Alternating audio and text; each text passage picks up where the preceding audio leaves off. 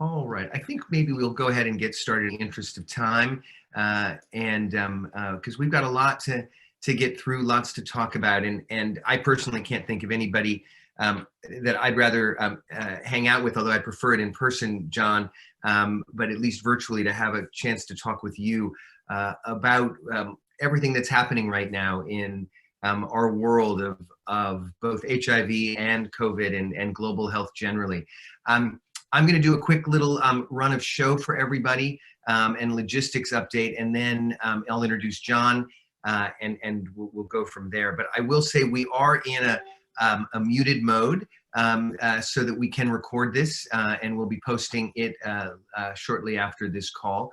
If you have questions throughout, and I really hope you do, I'm guessing many of you do, there is both on your screen on the Zoom interface, both a chat feature and a Q&A feature. Feel free to use either one of those. We did get a lot of questions in advance as well, so I'm going to be collating those and see where the conversation takes us. But please feel free to add Q&A and chat as we go. And we'll get to as many as we can and certainly follow up with Jon and everybody else after that. And really just want to thank everyone for joining. I know that we are all spending more time than any human should on Zoom, and so many webinars and so much information to absorb.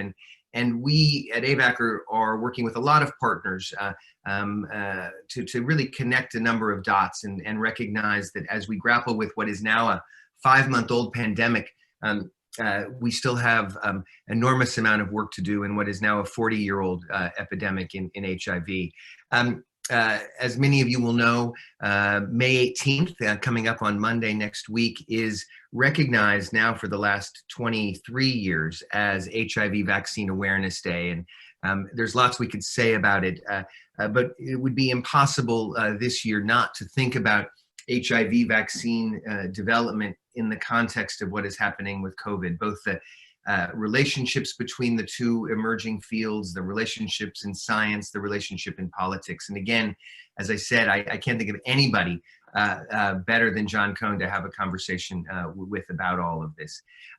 Many of you will know Jon. He's a staff writer at Science Magazine and has written about a huge number of health issues. I'll also just put a plug in for a magazine that he had briefly about surfing, and maybe we'll talk a bit about surfing as well as we emerge in this conversation. But Jon is a remarkable science writer, and I'm told a pretty good surfer. Many of you who work in HIV will know Jon through a book that he published back in 2001, Shots in the Dark, The Wayward Search for an AIDS Vaccine. If you haven't read it, I really encourage it. It's a bit of a history, but it's also a remarkable read about how science happens. And it's not just about the virus and the vaccines and DNA and all the scientific aspects. What I loved about Shots in the Dark is, Jon, the way you describe the politics, the economics, the ethics behind it. And actually, I was looking back at the bookshelf. Bob Gallo, one of the co-discoverers, actually did one of those great quotes. He says, Shots in the Dark is an important book, not only for the now, but for the future of this epidemic and those to come. So kind of remarkable that I guess now 19 years since you published that, Jon, it really is a book about the then in 2001, the future of HIV vaccines, and then the future of the epidemic to come, which of course is where we are with COVID. So we're delighted to have you. Jon is going to go through a brief presentation looking at where we are with COVID-19 and COVID-19 vaccines, and then we're going to open it up for a conversation. Again, as Jon goes, please feel free to put things in the chat feature and the Q&A. And without further ado, I'll turn it over to you, Jon. Well, thank you very much, Mitchell. It's a very kind introduction. And the odd thing about my AIDS vaccine book, which came out in 2001, is that a lot of the same characters are at the front of the COVID-19 response. So it's not just that the themes overlap, the same people are there. You know, Fauci and Redfield and Birx, you know, they were all part of the AIDS vaccine search way back when. So Mitch, you're going to have to advance my slides, right? We're on it. We will get to the first slide now. So basically, I just wanted to show what we all know, that in January, when this surfaces, it first comes out in the Wall Street Journal, of all places, on January 8th, that there's a novel coronavirus. The Chinese government soon confirms it the same day. And it doesn't seem like at first that it's going to be an international problem. At first, it looks like there's an outbreak in a seafood market, and the local health commission repeatedly says, look, we shut the market January 1st, we disinfected it, there's no human-to-human transmission, everything is under control. And we hear that message until January 20th, when the Chinese government has a scientist announce that there is some human-to-human transmission. And on January 23rd, Wuhan is locked down. And much of the world outside of China says, wow, this is draconian. We would never do that. That could never happen here. But then you see it spread around the world. And here we are today with more than 4 million people infected, nearly 300,000 dead. Next slide, please. So the vaccine search begins once we know the virus. And the virus is posted online on January 10th on a website called virological.org. And the Chinese government isn't happy about this because it's kind of a rogue researcher in Shanghai, far from Wuhan, who posts it with the help of a collaborator in Australia. And then shortly thereafter, the same day, there are, or it might have been the next day, Chinese time, there are 5 new isolates posted on GISAID, an influenza website. All of this is weird, right? Like, why is it coming out like this? But that's what happened. And Zhang, who first posted the sequence, was punished for that and had his lab closed for a time. The next slide, please. So given air travel, the virus very quickly gets all around the world. This is just a map showing airports and spread. Next slide, please. And we start seeing the variation. And we also see its relationship to bat coronaviruses. If you look at the bottom right, it's interesting to see those stacked up red dots. Those are some of the earliest Wuhan isolates from humans. And under that is a bluish purplish dot from the closest bat. But when you read these family tree diagrams, you have to go back to the node at which they separate, because that's where they have a common ancestor. And the common ancestor between the closest bat virus and SARS-CoV-2, the name of this new virus, is actually pretty distant. It's 1,100 RNA nucleotides, 1,100 base pairs. And if you put a molecular clock on this, which you can do because there's a mutation rate that allows you to calculate an estimate of the distance in time, it's at least 20 years ago that they had a common ancestor, and it could be 80 years ago. If you look up at the top, at the upper right, that's SARS, those red dots all stacked up. And the blue dot of civet is right underneath it. There are 10 nucleotide differences between civet and SARS. That's why scientists have such certainty that the civet was the origin of SARS. We don't have anything close to that yet to explain the origin. Next slide. So today we have more than 100 candidate COVID-19 vaccines in the works, and 8 of them already are in clinical trials. 4 of those clinical trials are in China, and China has been very aggressive about moving forward. Next slide.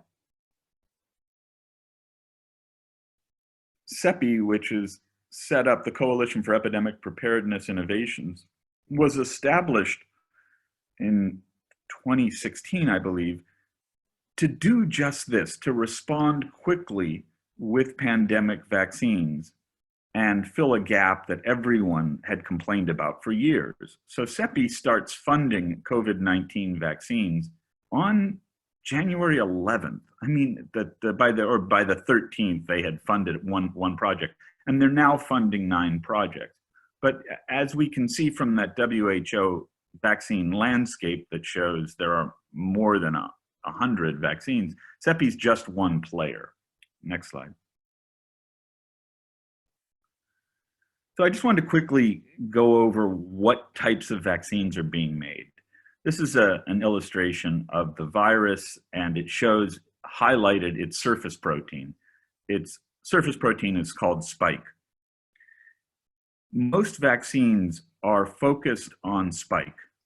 If you can make antibodies in the most simplistic sense to spike, the antibody will glom onto spike and prevent spike from attaching to the receptor on a human cell that initiates the infection process. That's the simplistic idea of a vaccine. There are, I count, 8 different technologies or platforms being used to make COVID-19 vaccines. One technology genetically engineers spike as a recombinant protein and then mixes it with an immune booster called an adjuvant. The most common one is alum, a version of aluminum. But basically, adjuvants they come originally from butter and oil, and the idea that you just excite the immune system at the spot where you're introducing the vaccine through an injection and get the immune cells to show up and then see the spike protein in this case and build an immune response. So the protein subunit approach is the most common one. Other groups are taking the spike gene and putting it inside of a Trojan horse, a vector that comes into the body to make the protein inside the body. These are all harmless vectors.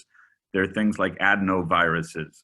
And they can be either a virus that copies itself or they can be a non-replicating vector, either or. So those are a whole nother category of vaccines. You can also take the messenger RNA that codes for spike. That's another type of popular COVID-19 vaccine candidate.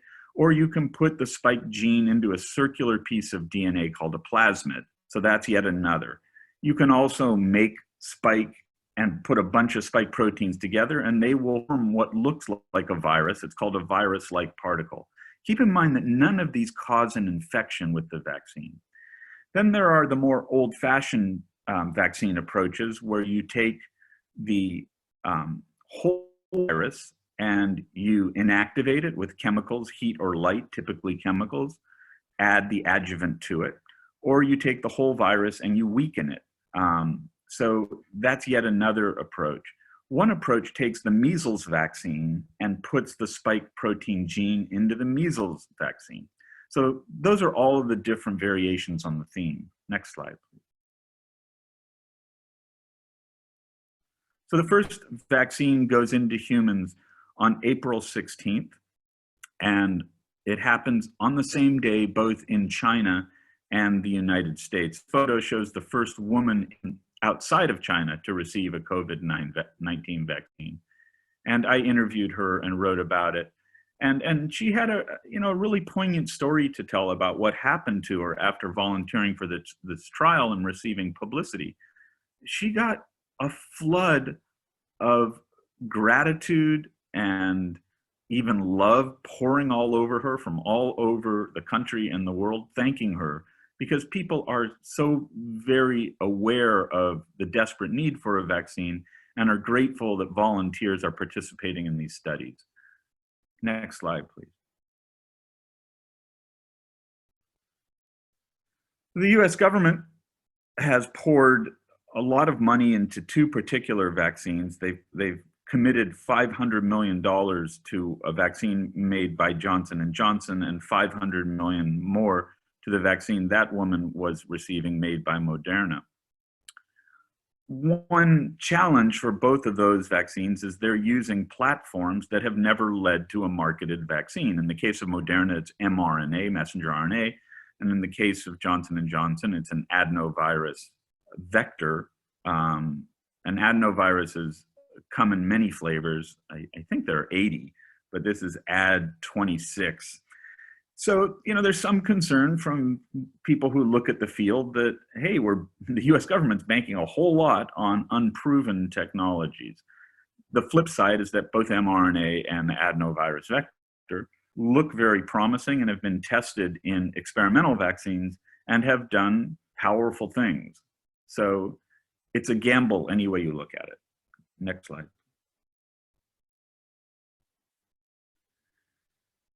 One concept that has received a lot of attention lately is the notion of giving a vaccine to a volunteer and then challenging that person with the virus. It's called the human challenge model. The very first vaccine was made by Edward Jenner, a country physician, who took cowpox, which is why vaccines are called vaccines. Vacca is cow. Took cowpox virus and put it into a little boy named Phipps, and then in public demonstrations took scabs from people who had had smallpox and put them into the boy to show that nothing happened to him. Ethically, that was horrific that he did this with a little boy. The boy could, of course, not have given consent. Nothing happened to the boy, though, and it proved that the vaccine worked in a very dramatic way. Human challenges have been done for many vaccines since that one, and ethics have dictated how those trials should occur.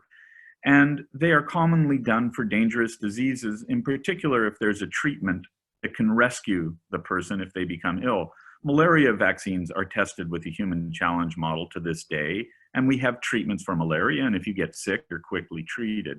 We've also had human challenge models in recent times for influenza, and there aren't great treatments for influenza, but there is Tamiflu, and that ethically mitigates some of the concern. These people have to be volunteers, and they have to be in settings where the risk is mitigated very carefully. And we also know that they are not going to leave this vaccine trial site and infect other people. So that has yet to happen for this, and there's a debate about whether it should happen. And there's a debate about whether it even would truly speed things up, because this field is moving so radically fast. Unlike HIV vaccines, which I've written about now for 31 years, this has a tremendous amount of industry interest, public interest, money pouring in, and it looks like a relatively easy target. HIV is not easy. There's no HIV vaccine today because the virus is so difficult to stop with an immune response. And just as one gauge of that, people get infected with COVID-19 and by and large recover. People who get infected with HIV, by and large, don't clear the virus. There have only been 2 people, it looks like, who have even been cured. Next, please. So one of the great questions is whether there's seasonality. Will this virus come and go the way influenza and other respiratory viruses do? I happen to be working on a story about seasonality of disease that I started researching in October when COVID-19 surfaced. So this story came out in March that went into great detail about everything we know about seasonality of different viruses and other pathogens. Next slide, please.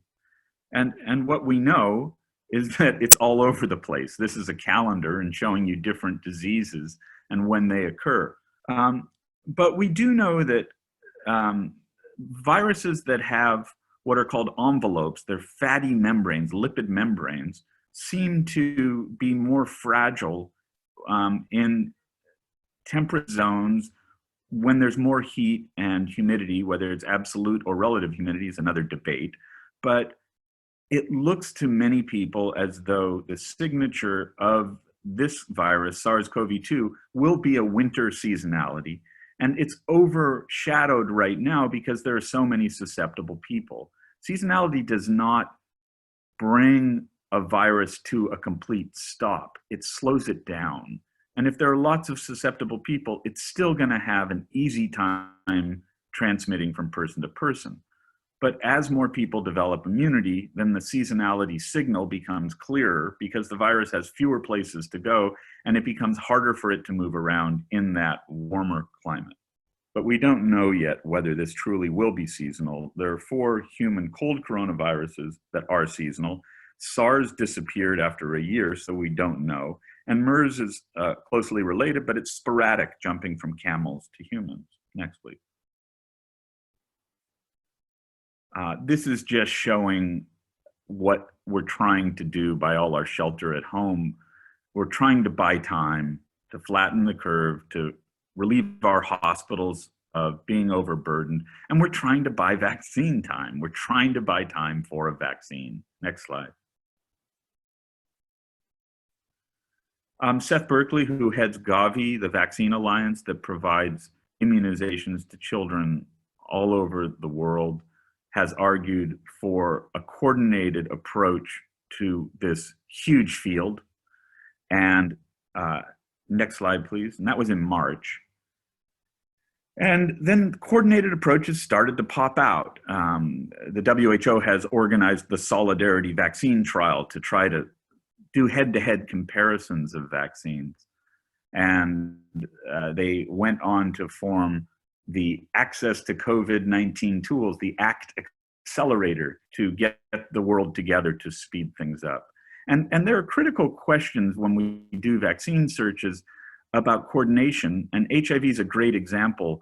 With HIV, if you look at the monkey model, people use different viruses to challenge monkeys, use different timing of vaccine doses, they use different doses of vaccines, they use different assays to read out what happens to the monkeys.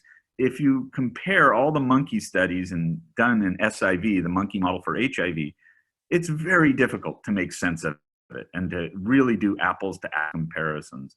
So one of the pushes here is in both animals and humans to do really good comparisons. Here's a very simple problem. When you challenge an animal, whether it be a human or a monkey, a human in the human challenge model, or a monkey in the monkey model, you need to know that the the virus you're using to challenge is the same virus at the same dose. You need a stock of challenge virus in order to do this. And making that stock is complicated and takes time. And so those are some of the parameters that are being discussed. Next, please. So on April 29th, it's announced by an administration official who isn't named that the US government from the White House is going to launch Operation Warp Speed to accelerate COVID-19 vaccine development. And the next day, Trump announces that he's in charge of it and that there's basically no budget, there's no limit. But we don't really know much more about it than that. Next slide, please. On May 4th, building on the WHO's and its partners' call for a coordinated approach, there's a meeting of world leaders who pledge $8 billion for vaccines, diagnostics, and therapeutics. And Gavi and CEPI are organizing now to be in charge of the vaccine aspect of that with an independent steering committee that will help select vaccines out of that pile of 108 to move forward as quickly as possible. At the same time, the National Institutes of Health in the United States launches its own acceleration program called ACTIV, A-C-T-I-V is the acronym. And there's an article in Science from May 11th, earlier this week, from the head of the NIH, Tony Fauci, Larry Corey, and John Mascola of the NIH, that describes ACTIV's goals in great detail. Next slide, please. And then finally, yesterday, I had a story post about Operation Warp Speed that discusses in great detail what it is. I spoke with a government official who could not be named because of concerns from his employer that this be released they will make a formal announcement, and they did allow him to speak with me, but on background. So he's not named, but he's credible, and he went into great detail about it. And in the article, I discuss what Warp Speed plans to do, and I discussed as well with many people how it fits in to the big picture. Warp Speed's basic idea is it has selected 14 candidate vaccines. It wants to narrow that down to 8 by July, and it then ultimately maybe wants to manufacture 4 of them early with the hope of getting 100 million vaccines to Americans by November, 100 million more in December, and 100 million more in January. It's incredibly ambitious. It plans to do this by doing a massive study in hamsters and monkeys to do head-to-head comparisons of vaccines, which incidentally was an argument that I made in my AIDS vaccine book should have happened with HIV in the monkey model. And I'm not taking credit for it, but it is a logical idea of how to proceed. And they plan to do, by July, 8 of these vaccines in human trials in phase 1 and phase 2, early studies that look at immune responses and safety, and possibly to take the ones that look best in monkeys and then expand it. So rather than simply testing it in 10 monkeys, if it looks like one of the best ones, test it in 100 monkeys and look for safety, immune responses, and efficacy. And then they could couple the data from humans and monkeys early to get what's known as emergency use authorization from the Food and Drug Administration that would allow the use of the vaccine come November, even though we don't have traditional efficacy data that does a massive placebo-controlled trial in thousands, maybe 10,000 people. This may be a shortcut to do that.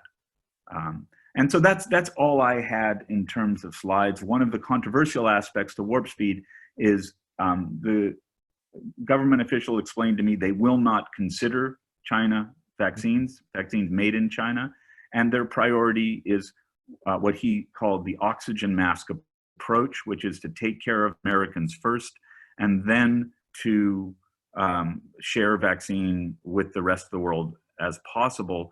This goes in contrast to what the European Commission is funding, and what CEPI is about, and what Gavi is about, which is access and equity for all right away, with no distinction about wealth and resources.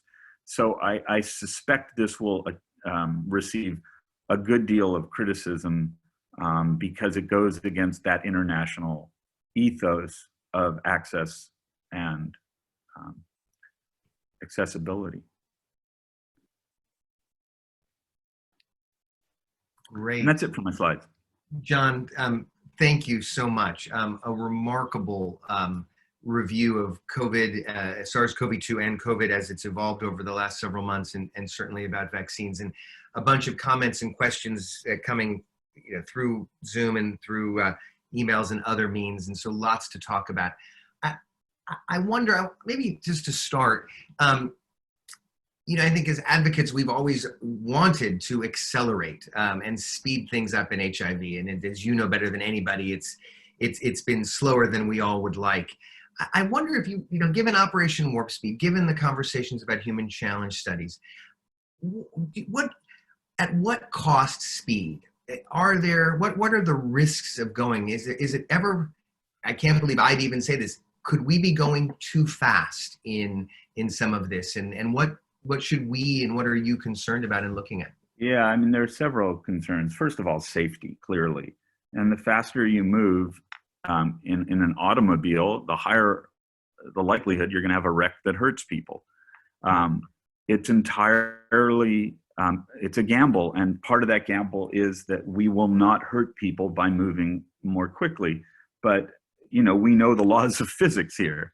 I think the likelihood of something going wrong is higher than it would be if we moved slower, but that's pitted against the risk of not having a vaccine. So that's the equation. There's also this issue of language and the anti-vaccine movement, which has long complained that many vaccines are rushed to market and not properly studied before they're given to tens of millions of people. And this time we're talking about billions of people. So using language like Operation Warp Speed, Peter Hotez is quoted in my article, saying this is very damaging because it feeds the fuel of people who already are either hesitant or against vaccination. Yeah. One of the things too, and it came up in a couple of the questions and comments here, a lot of work, and you've documented this in community engagement and broad stakeholder engagement in research, really in many ways pioneered in the HIV response, both in therapeutic trials and in vaccine trials. And in the conversations around Warp Speed, around all the different groups that you've talked with, how are people thinking about, or are they thinking about, how to engage the very communities, which of course is the world, even broader than what we think about in HIV, and or are they going so fast that is not on their radar in the conversations your interviews you've had? I mean, yes and yes. I mean, it is going so fast that those conversations. I didn't even know, people still don't know what Warp Speed really is. We still don't know how these things fit together. The community of participants and the community of people affected, this is not HIV. HIV, it basically spreads most rapidly in specific communities. Here, COVID-19, it seems like an equal opportunity transmission. The question for vaccine studies is, who are the best people to enroll in studies? And then how do you define that? Is that a community? I mean, let's say the best people to enroll are people between the ages of 50 and 70 who are likely to have symptomatic disease and likely to be strong enough to join a trial and regularly participate. Is that a community? 50 to 70-year-olds? I don't know. They certainly don't meet regularly as a group and do anything regularly as a group. And if you contrast that to a community of highly vulnerable women in KwaZulu-Natal for HIV infection, it's extremely different. You can meet with that group of young women and explain what you're doing and hear their concerns. I don't know what community even means. It's all of us, Mitchell. I mean, it's everyone. Yeah, no, it is on an epic scale. In your article that came out yesterday about Warp Speed, you talked with Emilio Amini at the Gates Foundation, and Emilio, of course, has a long history in vaccine development. In all of these collaborations, we're hearing a lot about WHO. You've talked a lot about multiple NIH approaches. Where in your sense does the Gates Foundation, who've been such a major player in both vaccine R&D, but also in setting up Gavi, where do they fit into this? I would describe it as watchful waiting. I think they plan to play a big financial role and to have a big voice in this, but they haven't committed yet to the vaccines they're most interested in. They haven't. Emilio Amini certainly wouldn't discuss with me which of the 15 or so vaccines they're most interested in. But Bill Gates said on Trevor Noah, of all places, on the Daily Show, that he wanted to see several $1 billion spent on building manufacturing plants for vaccines that never will be made, just to be prepared. So I think the Gates Foundation is prepared to, I meant produced, vaccines produced, is prepared to invest a good deal of money into creating a supply, because that's going to be an enormous issue for the world. And I think the Gates Foundation has a global perspective and wants to make sure there's enough vaccine for the world. When we're doing this calculation of the world, it's also unclear that children are going to be vaccinated, especially in the first round, because children really are harmed by this virus. And though vaccinating them could cut transmission theoretically, it also poses risks to children, and it's not clear that the risk-benefit equation is going to tilt toward children with the first vaccines. So we may only need 4.4 billion doses as opposed to 7 billion, which is comforting. But I'm being a bit facetious, but we still need a tremendous amount of doses, and I think the Gates Foundation will play a significant role, and backroom already is, but they've yet to be declarative and transparent about exactly what they want to do and which candidates they think are most promising. Mm. You started talking that some of the politics and personalities that you documented back in 2001 are still the personalities, but in a very different world right now. You mentioned in talking about the Warp Speed program that the statement that they would not include any vaccine candidates from China. You've obviously been covering this for months now. The rampant nationalism, obviously in the COVID response, and now even seeing nationalism in the vaccine response. When you talk to folks and thinking about the WHO process, are we really creating kind of two parallel systems, a U.S. vaccine program and a non-U.S. vaccine program? And is there anything that could or should be done from the outside, do you think? Well, the vaccine field has always had silos based on advocates, based on companies, based on approaches. Salk versus Sabin was the famous one of the oral polio vaccine versus the vaccine, and it split the world in which ones countries would use. So factionalism in vaccine R&D and in vaccine usage isn't new. Operation Warp Speed, America First positioning probably is going to be true in other countries too. I don't want to be naive about this. I can imagine other countries that invest heavily in a vaccine, and I would include China, may well take care of their own people first. And what we saw with H1N1 and the pandemic in 2009 was, as we raced to make a vaccine for that, the wealthy countries of the world were criticized for hoarding vaccine for their own, and they offered 10% of their production to resource-limited places. So I don't think this is new. I think it's a debate that has occurred for many years, but part of what CEPI is about and what WHO has been very loudly banging the drums about is solidarity and the notion that we're all in this together. And if we let the virus transmit anywhere, it threatens people everywhere. So I think the debate will become sharper and sharper. I don't think some of the debate will be mitigated by the type of vaccine that moves forward. Or vaccines, plural, that move forward, I should say. If it's China is pushing hard on inactivated, old-fashioned, whole-killed vaccines. If those work, anyone can make those in any country. We know that technology. It's not rocket science.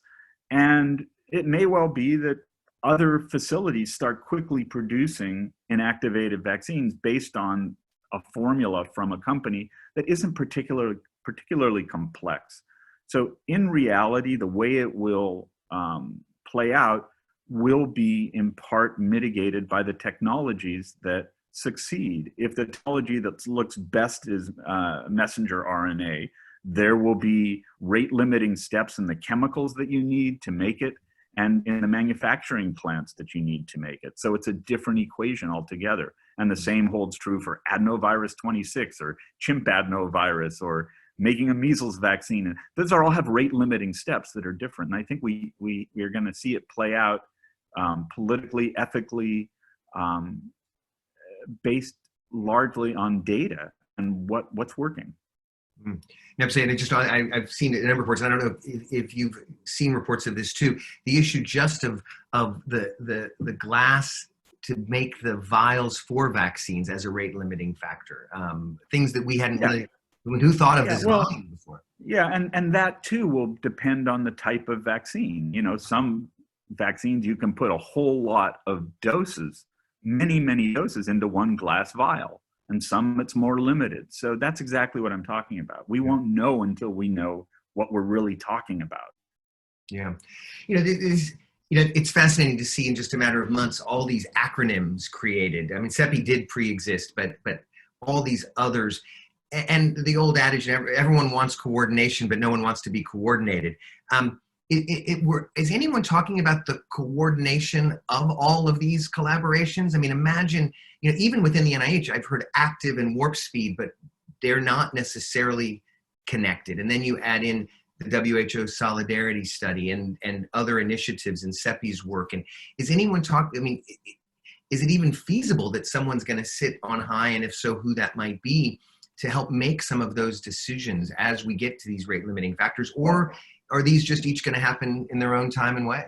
Well, that's exactly what Seth Berkley's March editorial in Science was talking about, and it was ahead of its time, but it was spot on that we do have to wrestle this to the ground and figure out who's going to do what and how to do it most efficiently. Some redundancy, of course, is a very good thing, but too much redundancy is a very bad thing, and confusion is a bad thing. And there's a tendency in vaccine and drug development to not be transparent, to have secrecy, and everyone's pledging, oh, we're going to share everything, we're going to be open about everything. Well, yeah, to a degree. They're not inviting me in on their Zoom calls. They're not letting me hear everything they're talking about, so they're not perfectly transparent. Yeah. And I think that it's going to become a larger and larger issue, and that there should be a conversation globally about how we best coordinate this. And we don't want competing interests. I mean, competition is good to some degree in terms of figuring out what's best, but collaboration here is, I mean, we can't have a bunch of different platoons, coming at the problem and potentially harming each other. The house next door to me was on fire in December, and we have an alleyway behind my house, and they were shooting water from the street to the house next door to me, and my house almost caught on fire. And I was yelling at the firemen, go to the alleyway and shoot from the back too, save my house. And they just didn't do it. And the next day I spoke to the fire chief, and he said, we don't shoot water from two directions because we tend to hurt our own people when we do that. And I think that's the situation we're in, is we could be shooting water, or in this case, vaccines, at each other and create problems that cause harm. So I think it's a very real issue. And I think it's going to be imperative upon the leaders of the world to hammer it out. Yeah.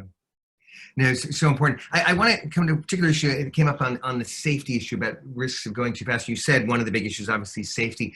One of the pieces that comes up a lot is some of the longer term impacts, and particularly the potential issue of enhancement that you might not see in a very early look that might get us a vaccine fast, but longer term implications. And I wonder, again, given your historical role in the vaccine field generally, the role of enhancement, the concerns, and how real they are, and what risks there are in that with this. Yeah, it's a real concern. So the basic idea is that antibodies aren't always good things. If you look at dengue, you see that there's strong evidence that there are 4 types of dengue, and if you have antibodies to one type, it can enhance the virus if you get infected by a different type. So that's one form of antibody enhancement. And we've seen with SARS vaccines, experimental SARS vaccines in animals, that they seem to have a type of enhancement that mirrors what's been seen with respiratory syncytial virus, where antibodies glom onto something like the spike protein, but they don't stop it from infecting cells. So they're just binding to it. They're not neutralizing it, in the words of science. And these binding antibodies create immune complexes that make the immune system go haywire and cause problems. It's also possible that a strong antibody response can be too strong and tilt the immune system to make chemical messengers called cytokines in abundance that cause a cytokine storm and cause problems. So those are all theoretical problems, and they can be teased out to some degree in animal models. You have seen this, as we did with SARS, in the monkey model. I expect that if enhancement is a real problem, that there will be a signal in monkeys.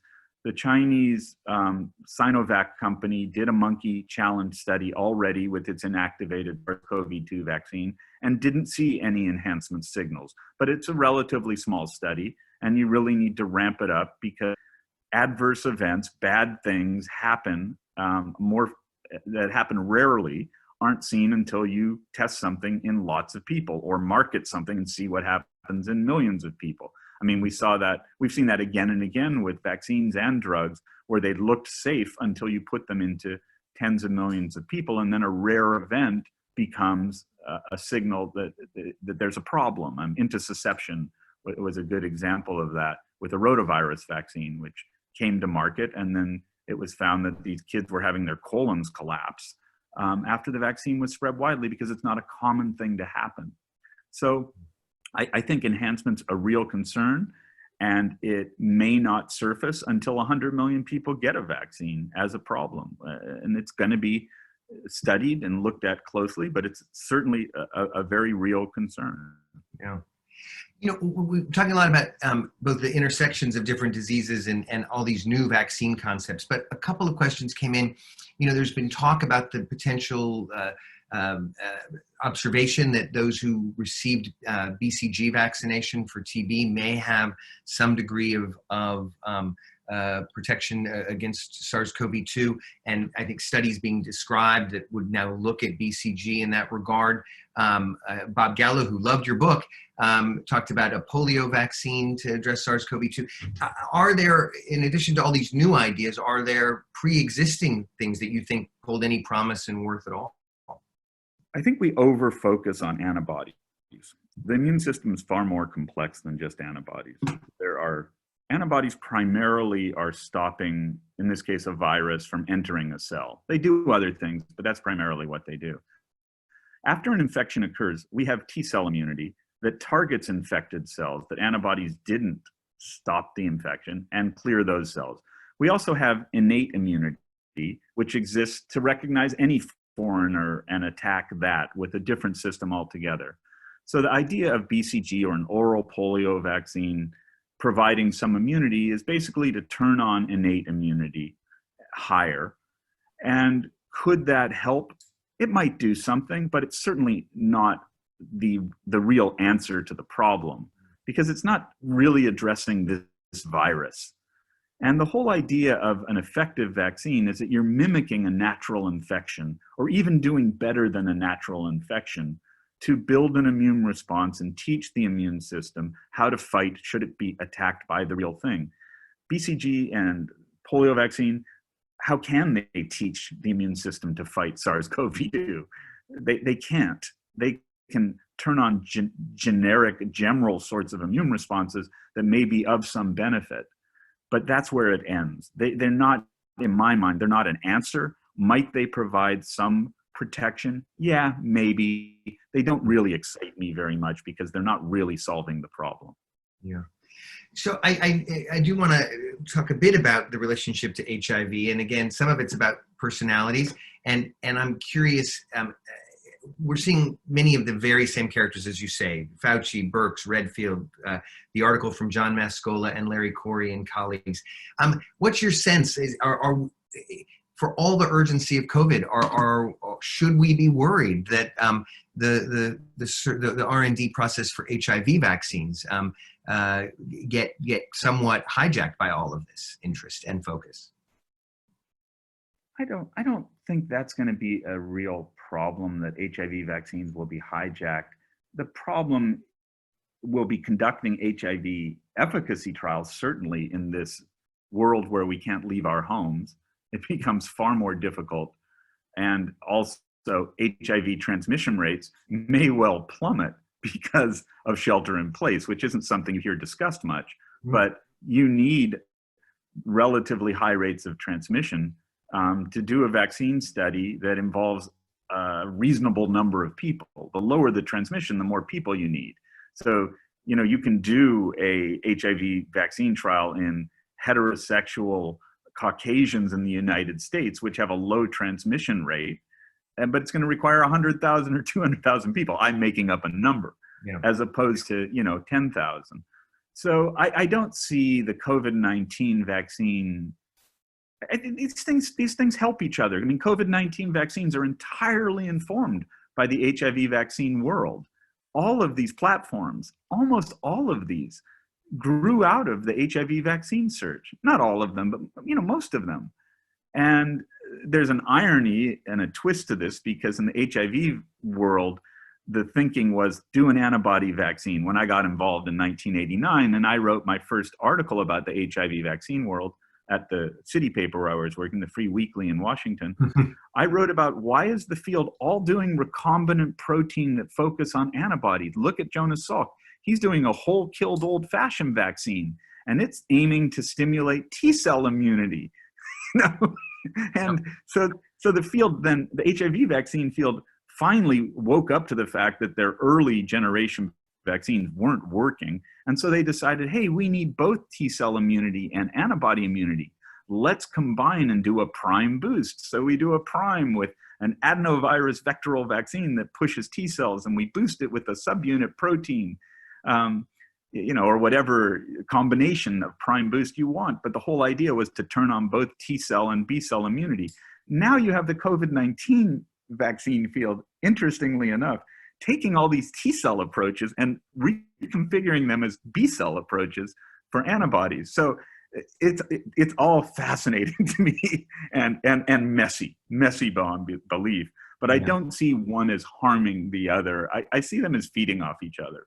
Yeah. No, I'm so grateful you said that, John. And that was somewhat of a trick question. And in fact, we will have a report out actually on Monday at Vaccine Awareness Day that kind of draws some of those exact links, both the platforms as you describe, the various products. And a great example is the Ad26 from Janssen is right now in the two major efficacy trials in the HIV vaccine landscape, and is now obviously being adapted by Janssen with partners for COVID-2. So a really fantastic point. And I think too, and I wonder, as we think about the epic proportion here, all of these efforts are going to require clinical trial capacity of huge proportion. And I know many of the very clinical trial networks funded initially around HIV are now looking at including and adding COVID-19 vaccine into those trial platforms as well. So really important. Yeah, I mean, you also have the benefit of the safety signal coming from HIV and other non-COVID-19 vaccines. If 100,000 people have received an Ad26 and not been harmed, that tells you something about Ad26. That's a good thing. So I don't, at the end of the day, I don't really see a problem with the different efforts. I think they will benefit each other. Yep. No, I think that's really important. And I wonder too, this idea you mentioned earlier in the Gates Foundation and in all of these different initiatives looking at manufacturing at scale before we know efficacy results. Something advocates talked about for a long time for HIV vaccines, which didn't really take off. And so I guess one possibility is that this energy and commitment and hopefully forward looking in a positive way might actually, if built for COVID-19, might actually benefit HIV vaccines as those products continue to grow. Yeah, and there's another thing, Mitchell, that we haven't talked about at all, and that's the role of monoclonal antibodies, which in the world of HIV, those may well prove worthy soon. And they also may well prove worthy in COVID-19. And it complicates things, but it also enlightens things. If we figure out that this antibody response, this particular monoclonal antibody works, that gives us a correlate of protection. It gives us a clue that's very strong for what a vaccine target could be. And I think monoclonal antibodies in COVID-19 have a higher probability of working than any of the drugs being tested. And they will start trials next month. And we could get a signal relatively quickly in maybe August or so that a monoclonal or a cocktail of monoclonals works. And that alters the equation. It changes the landscape. And it also alters the equation in terms of how do you do a trial if you know something works. What if they work as PrEP, as pre-exposure prophylaxis? Do you need to offer them to everyone? And then how do you get an efficacy signal for a vaccine? And monoclonals are far more difficult to manufacture and distribute, and they have to be infused and injected, far more complicated, repeatedly infused and injected, far more complicated than getting a shot or two shots. So that could be our future too. We might have success that causes problems. John, as you said that, it's so fascinating because you were, of course, just for the last minute or two describing that intersection of therapeutics, vaccines, and antibodies in the COVID space. But we're sitting here in May, and in later this year, we're told we'll get the first results from the antibody-mediated prevention studies from the NIH's Vaccine Research Center's VRC01 antibody. And in many ways, and I don't want to overinterpret, but you tell me what you just said about COVID-19. One could draw the exact same analogy comparison with the HIV landscape. Fair enough? It's already happened with, Truvada prep, ideas. Prep pills haven't been tremendously popular to undermine HIV vaccine trial design, but they could. Prep, Truvada pill TREP works really well. It's very powerful. It can cut acquisition rates dramatically. So yeah, that's the world we're in, and it's complicated, and it's not going to become less complicated over time. It's going to become more complicated. And as people often say to me, you can quote me on that.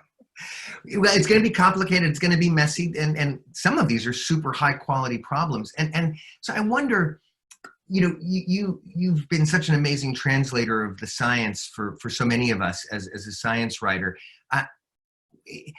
As you sit here in 2020 and with all of this swirling, the politics, the science, the economics, would love to get your take on the role of journalism right now. And particularly, when you wrote your book, there was no such thing as Twitter. And I see you having to respond to crazy myths and mythologies. So what's it like now covering all of this and figuring out, fact from fiction, science from politics? Well, I mean, the journalistic world is an enormous place with all sorts of different characters that range from, bad to mediocre to okay to great.